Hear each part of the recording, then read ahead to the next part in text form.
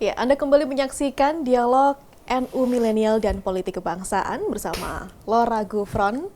Tadi kita terakhir di segmen 2 sempat menyinggung masalah Lora Gufron yang akan maju nyalek DPR RI dari PKB. Dan tentunya ada komitmen khusus yang harus diangkat dan visi misi yang tentunya untuk kemajuan bangsa Indonesia. Seperti apa itu, Lora? Ya, baik, saya ingin langsung lokal saja ya, karena saya maju dari Jember, Jember Lumajang. Saya menemukan data yang sangat menarik ya di Jember ini. Prevalensi stunting ya, di Kabupaten Jember tahun 2002 ini sebesar 34,9%. 2022. Tinggi sekali ini, bahkan tertinggi se Jawa Timur, Mbak.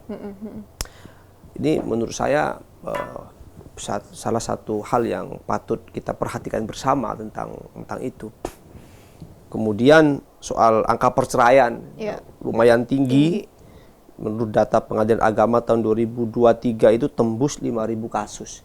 Dan 4.000, kurang lebih 4.000 itu yang dimulai dari perempuannya yang minta cerai. Itu kan masalah yang serius yang mungkin luput dari perhatian publik. Itu yang perlu dikoreksi dan tentunya ya, menjadi PR saya, perbaikan, menjadi PR kami.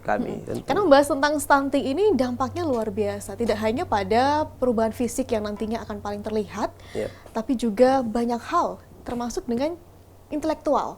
Dan untuk meningkatkan kualitas hidup tentunya ada sebuah program konkret yang akan dilakukan. Seperti apa itu, Lora?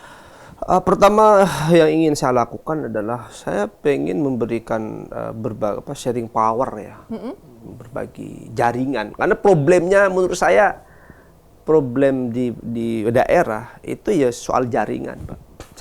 Karena saya ini berangkat dari desa yang hari ini berkesempatan ada di ibu kota bersama Gus Yahya misalkan, itu merasa bahwa jaringan itu sangat penting untuk merubah dari A ke Z. Katakanlah dari tidak bisa menjadi bisa itu ya karena persoalan jaringan. Makanya visi saya itu adalah salah satunya ya ingin berbagi jaringan dengan anak muda. Karena sebenarnya kalau bicara soal potensi, sama saya kira sama di Jember, di Jakarta itu sama, anak mudanya sama-sama punya keinginan tinggi untuk merubah.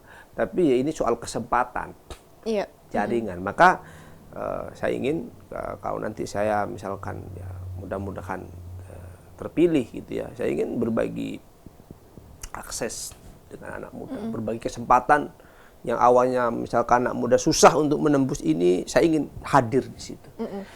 Dan kesempatan peluang tidak hanya menyasar mereka yang ada di perkotaan, tapi juga ada di pedesaan yang mungkin tidak terjangkau seperti itu. Nanti bagaimana langkahnya, Lora, untuk bisa mengetahui semuanya, merangkul semuanya? Iya, tentu dengan berbagai jaringan yang saya miliki. Ada jaringan tentu yang pertama jaringan organisasi ya, di Nahdlatul Ulama, jaringan pesantren. Saya ingin datang, saya ingin mengajak kepada para pemangku kebijakan, stakeholder yang ada di sini untuk ya kita harus memberikan kesempatan kepada santri, kepada anak desa untuk berproses gitu ya, menuju satu hal yang diinginkan bersama gitu ya. Jadi biar cita-citanya itu tidak berhenti dalam mimpi, Mbak gitu.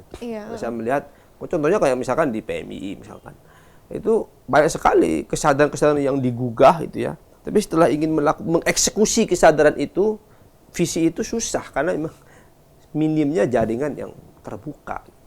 Saya ingin, dan itu saya lakukan sejak hari ini gitu ya. Misalkan saya hari ini alhamdulillah bisa berkomunikasi dengan beberapa orang gitu ya. Nah, ketika ada orang minta tolong ke saya sampaikan, oh ini caranya begini, buktinya bisa gitu. Makanya yang saya herankan, kenapa misalkan politisi-politisi yang sukses berada di Senayan, harusnya yang katakanlah 8 orang nih di kursi DPR RI di ini ya harusnya bisa berbagi gitu ya, bisa rembuk gitu tentang Jember Lumajang ini. Kan ada visi besarnya, walaupun ada skala-skala yang memang akan mereka lakukan, tapi secara garis besar kan harusnya ketemu nih gitu kan. Ketemu antara 8 orang ini Jember ini mau diapain dan Lumajang. Gitu. Saya pengennya ada kesepakatan konsensus bersama, persoalan langkahnya berbeda-beda karena mungkin ada kebijakan partai dan lain-lain, itu kan soal lain. Tapi publik harusnya diberikan harapan bahwa 8 orang ini berkomitmen untuk membuka ruang ya kepada masyarakat Jember dan Lumajang untuk berpartisipasi juga. Iya, selain dari 8 orang yang nantinya akan berkomitmen penuh, kita mungkin bisa memanfaatkan para generasi muda NU yang sudah bergabung di dalam organisasi-organisasi NU, mulai dari pelajar sampai mahasiswa, begitu ya, Pasti. Laura. Nah, untuk bisa mengontrol ataupun mengukur seberapa besar potensi yang dimiliki oleh para kader NU ini, seperti apa nanti, Laura? Ya, Utamanya sudah di pendidikan ya? Mudah sekali, Mbak. Cara ngeceknya kita tinggal, misalkan kalau di tingkat universitas, kampus, misalnya kita tinggal diskusi dengan Pak Rektor. Bisa diskusi dengan ya pimpinannya, apa nih Pak yang bisa kita selesaikan bersama gitu. Kadang kan pertemuan itu pertemuan untuk menyelesaikan masalah itu lebih asik menurut saya. Kayak misalkan contoh yang akan saya lakukan nanti, saya bisa berkomunikasi dengan Rektor Winhas Jember misalkan, Rektor UIJ, Rektor UNED, Pak apa nih Pak, yang sesuai dengan kapasitas saya sebagai anggota DPR. Jangan, kan kadang-kadang salah persepsi nih Pak, mohon maaf, ada yang sebagian masyarakat salah persepsi tentang kewenangan legislatif dan eksekutif. Dianggap orang nyalek gitu ya, walaupun nyalek ini kan buruk sekali citranya gitu ya.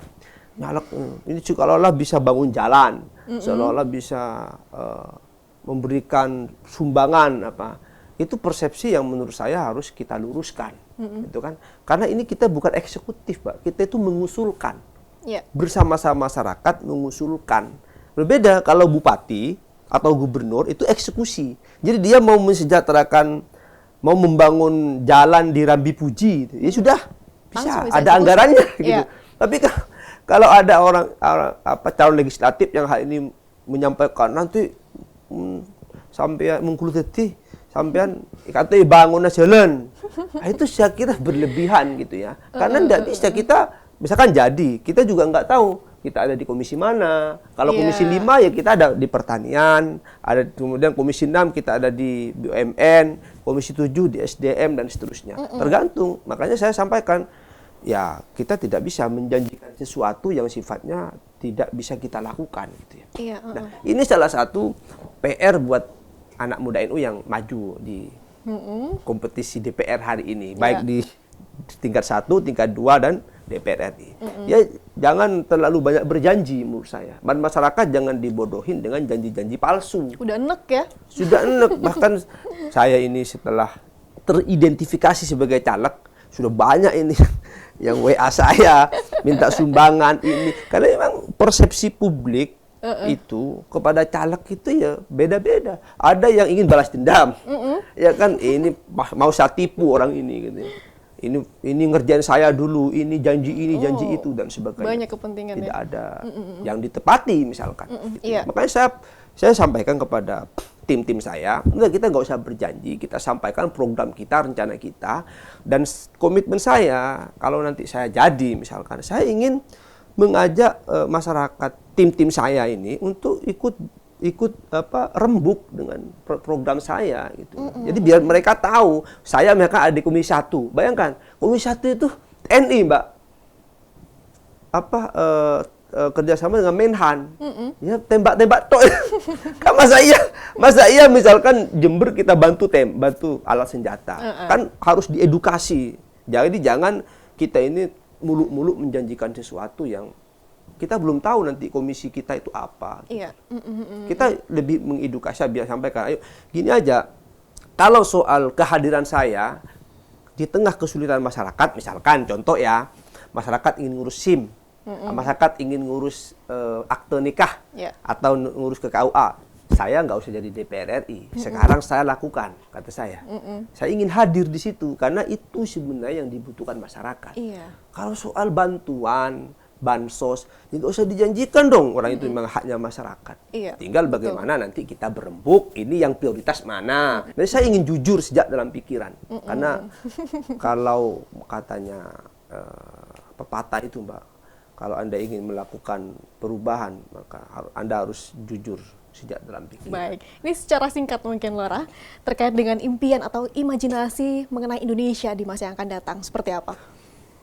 Indonesia emas, Pak, Indonesia emas tahun 45 ini, menurut saya itu imajinasi yang sangat luar biasa. Kita bisa menjadi kiblat peradaban dunia, gitu ya. Sebagaimana cita-cita Nahdlatul Ulama, gitu ya. Gus Dur itu pernah bilang begini, sejak peradaban Turki Utsmani itu kita tidak punya kiblat peradaban Islam yang bisa menjadi parameter dari peradaban dunia, gitu ya.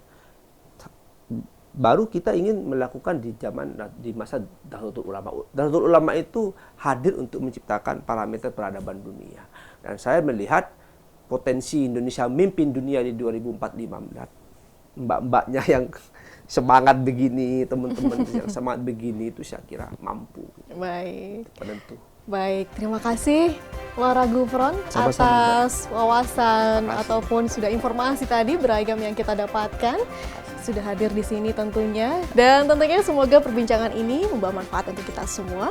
Amin. Saya Apia Midana, pamit undur diri, sampai jumpa.